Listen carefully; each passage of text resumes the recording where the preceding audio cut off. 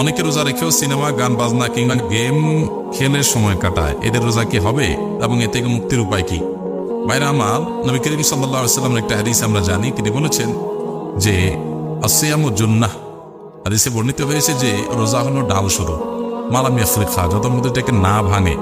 একটা ডাল যেরকম মানুষকে তরবারির আঘাত থেকে রক্ষা করে, রোজা মানুষকে জাহান্নামের আগুন থেকে রক্ষা করে। কিন্তু ডালটা যদি ভাঙা হয়, সেটা যেরকম তরবারির আঘাত থেকে রক্ষা করতে পারে না, কারণ রোজাটা এরকম ভাঙা থাকলে ওই ভাঙা রোজা দিয়েও তার জাহান্নামের আগুন থেকে সে বাঁচতে পারে না। ভাঙা রোজা কোনটা?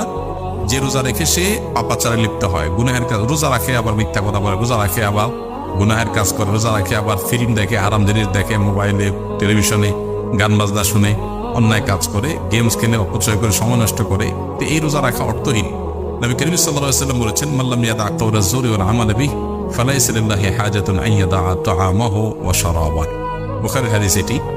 অর্থাৎ কেউ যদি রোজা রেখে মিথ্যা কথা, অনর্থক কথা এবং মিথ্যা কাজ এগুলো পরিহার না করে, তাহলে সে এই রোজা রেখে আল্লাহ তার উপবাস থেকে আল্লাহ কোনো লাভ নাই। তার মানে এটা উপবাস থাকার মতো, এটা রোজা না। এই জন্য ভাই, রোজা অর্থবহ হবে তখন যখন রোজা রেখে সমস্ত পাপাচার আমরা ছাড়তে পারবো। পাপাচার